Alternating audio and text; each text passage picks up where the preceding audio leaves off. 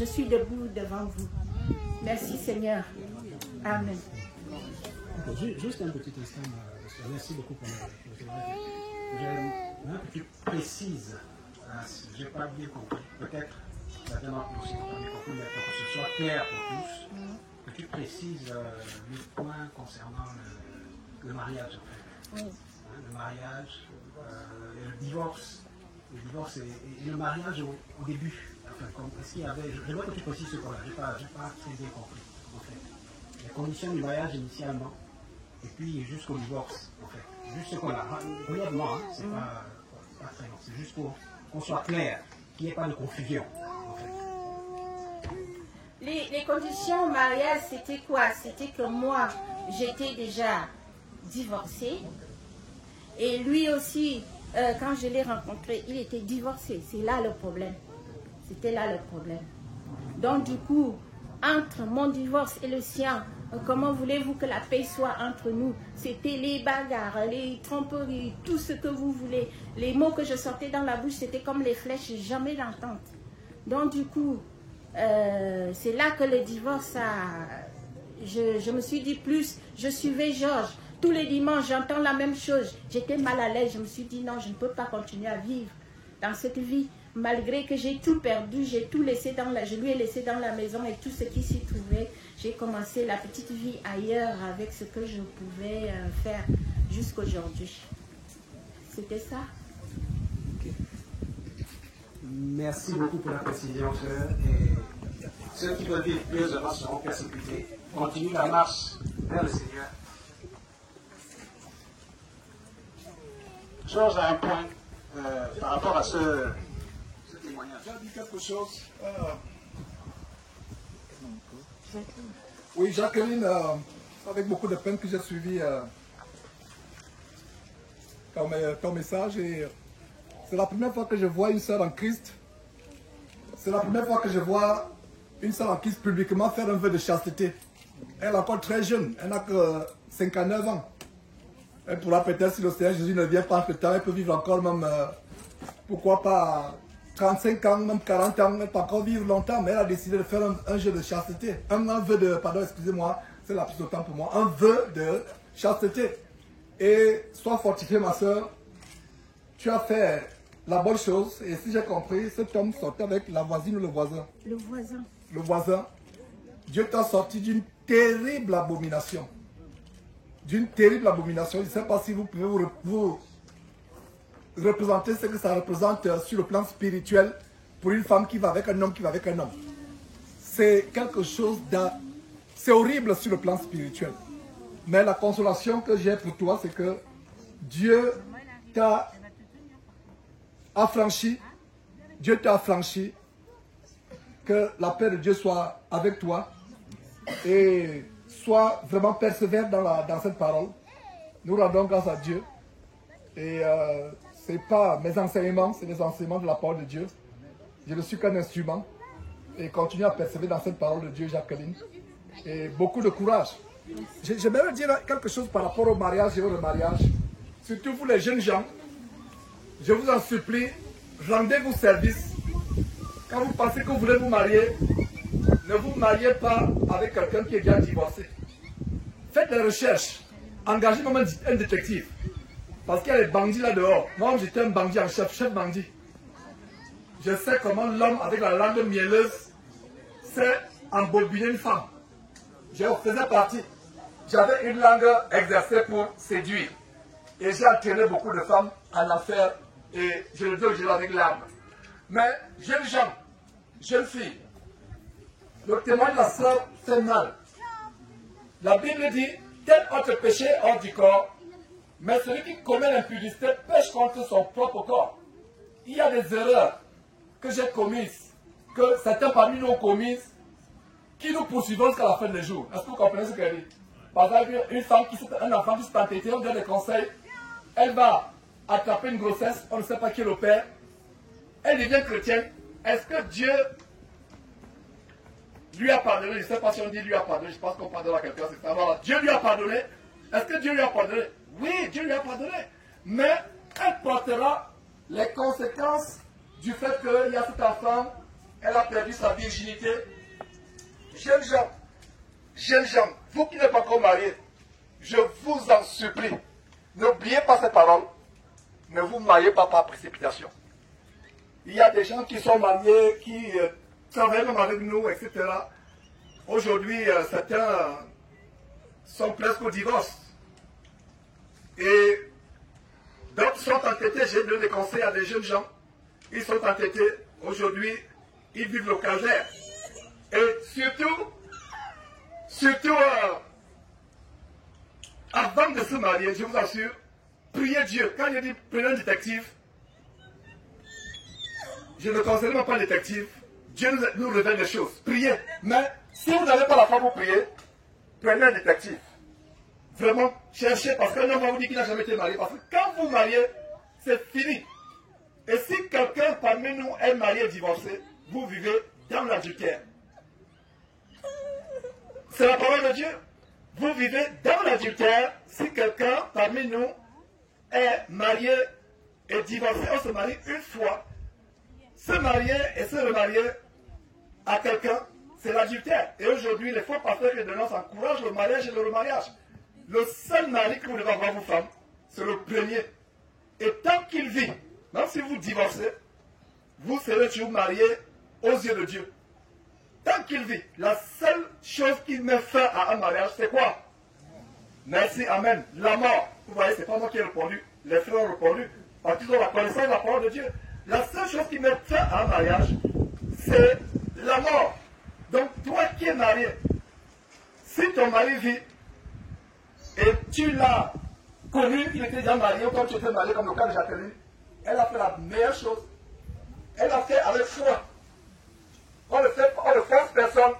Vous avez le libre arbitre. Choisissez si vous voulez plaire à Dieu ou si vous voulez plaire au monde. On n'a pas prévu un enseignement sur le mariage, mais ce témoignage ouvre la porte à une exhortation. Dieu voudrait que nous soyons purs.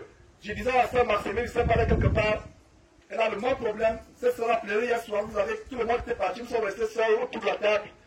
Malgré le fait qu'elle ne réside pas ici, elle est restée, elle pleurait, ça me faisait mal. J'ai retenu les larmes en voyant comment Maximine pleurait. Elle a fait une erreur grave. Et ça dit tellement confus. Vous voyez comment le diable, c'est le Dieu de la confusion. Dieu avec petit d, le faux Dieu. Il apporte la confusion. Et votre vie, vous n'avez plus la conscience tranquille. Je vous assure, je le disais hier, mieux vaut être célibataire. Mieux vaut être célibataire, je vous assure, que de se marier et aller à l'enfer. Le bonheur sur cette terre, c'est pour un temps. Regardez, nous sommes aujourd'hui en France, ce beau pays, la France, que j'ai appris à découvrir depuis une semaine. Il y a des gens dans ces villages qui sont morts. Qu'en est-il à Paris? Il y a des gens qui sont dans les morgues, qui sont morts. Vous pensez que nous sommes ici présents parce que nous sommes meilleurs? Ne pensez pas que nous sommes éternels. Notre vie sur terre. Fermez tout simplement la porte et si quelqu'un peut, peut-être, je pense qu'on a que de prier pour un enfant, je crois. Ok, voilà. Donc, je vous assure, l'éternité est tout ce qui est meilleur. Surtout les jeunes gens, je ne sais pas si on aura le temps d'avoir une réunion avec les jeunes gens. Je pensais avoir une réunion avec les jeunes gens, les jeunes filles, pas moi, ou les jeunes entre eux, donner leur témoignage, comment vivre leur foi dans les lycées, les collèges, dans leur famille, etc. On comptait les jeunes gens 16 ans, 17 ans avec les enfants de Claude.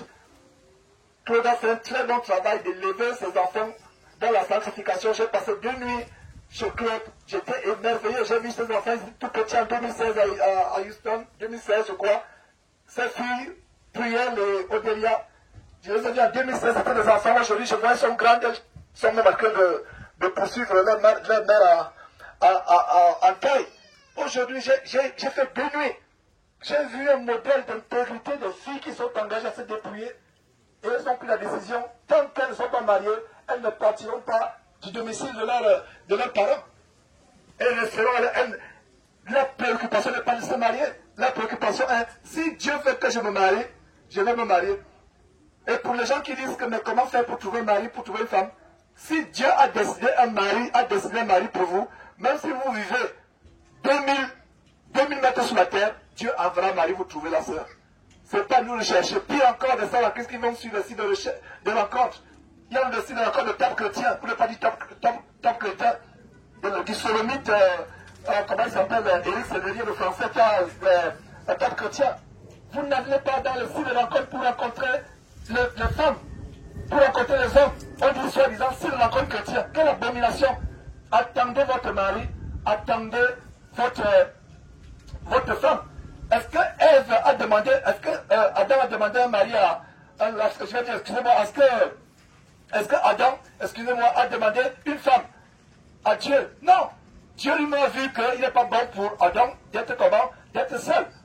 Et je reviens donc sur le sujet du mariage, je vous assure, c'est nous venons ici pour être délivrés du péché. Avant de vous marier, jeunes gens, et vous qui êtes célibataires sœurs, vous qui êtes célibataires frères, avant de vous marier, assurez-vous que la femme que vous épousez n'a jamais été mariée. Sinon, vous allez épouser la femme qui appartient à quelqu'un. Assurez-vous, vous, jeune femme, ou femme tout court qui désirez vous marier, désirer se marier, ce n'est pas un péché. Bien qu'on aura les tribulations dans la chair. Je vous assure, si vous vous mariez sans la volonté de Dieu, vous allez vous marier avec la crise cardiaque. Si vous vous mariez sans la volonté de Dieu, vous allez vous marier avec les AVC. La crise cardiaque, tension tous les jours. Il y a des femmes qui sont mortes à 35 ans, 40 ans parce qu'elles sont mariées à un voyou qui lui casse la tête tous les jours. Il y a des jeunes gens qui sont mariés, qui sont morts à 35 ans, 30 ans, j'en connais. Parce que la femme était la carie dentaire dans la colonne, sur la colonne vertébrale, dans les articulations, tout. La femme était la carie dentaire. C'est l'AVC. Vous vous mariez hors de la volonté de Dieu, vous vous mariez avec la tension, l'AVC. Et voilà, Jacqueline encore, sois encouragée. Ne vous mariez pas avec précipitation. Si vous êtes marié à une femme, vous homme, frère, vous êtes marié à une femme, dont le mari vit encore, cette femme n'est pas votre femme. Et c'est le Seigneur Jésus-Christ qui a dit, c'est pas moi, c'est pas ma doctrine. Moi je pensais que divorcer et se marier c'est ok. Il y a mon propre petit frère, même père, même mère, qui se dit chrétien. Et je lui parle que salut, parce que la Bible dit, si quelqu'un se dit chrétien, n'obéit pas au commandement de Dieu, faites quoi? Lui dire salut? Non. J'ai dit, cher petit frère, tu es chrétien. Il dit, ah bien sûr, je suis chrétien. Mais dans l'embarras que tu as prise là, après que ta femme t'ait divorcé, et regardez quoi? Je lui avais dit, cette femme que tu prends n'est pas ta femme. Il a dit, mais comment tu trouves aujourd'hui? Je lui ai dit, est-ce que tu te rappelles que je t'avais dit que ce n'est pas ta femme? Il a dit, je me rappelle. Mais elle a commis l'adultère. Elle a commis l'adultère. Il y a des gens qui disent, si tu commets l'adultère, si la femme commet l'adultère, tu peux divorcer et te remarier. Non. Si tu veux divorcer, parce que la femme a commis l'adultère, c'est parce que tu manques de pardon.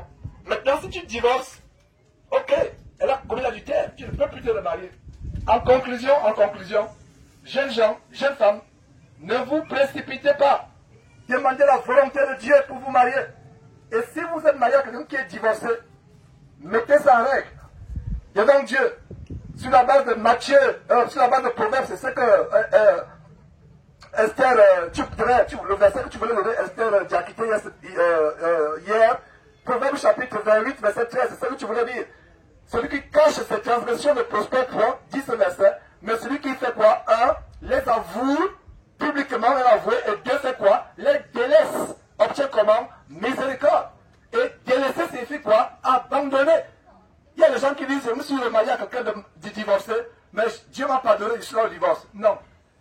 Tel autre péché hors du corps, mais celui qui commet l'adultère et l'impudicité, pêche contre son propre corps. La seule chose à faire, c'est de sortir de là. Tant que vous ne sortez pas d'un remariage, vous êtes dans la voie qui mène à l'enfer.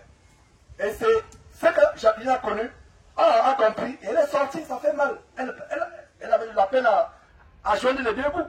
Mais regardez comment Dieu prend soin d'elle. Et même ces avocats que tu as pris, c'est une opinion. C'est pas un commandement, c'est une opinion. À ta place, je me fierai au seul avocat dans cette affaire. Que tout ce qui arrive, arrive. Même s'il ne te paye pas, c'est pas grave, Dieu prendra soin de toi. Donc, jeunes gens, je vous en supplie, ne vous mariez pas avec précipitation. Si vous vous mariez avec précipitation, vous allez épouser la crise cardiaque, vous allez épouser les AVC, vous allez épouser les anorexies, vous allez épouser les insomnies, vous allez épouser la mort. J'allais terminer, que Dieu nous bénisse.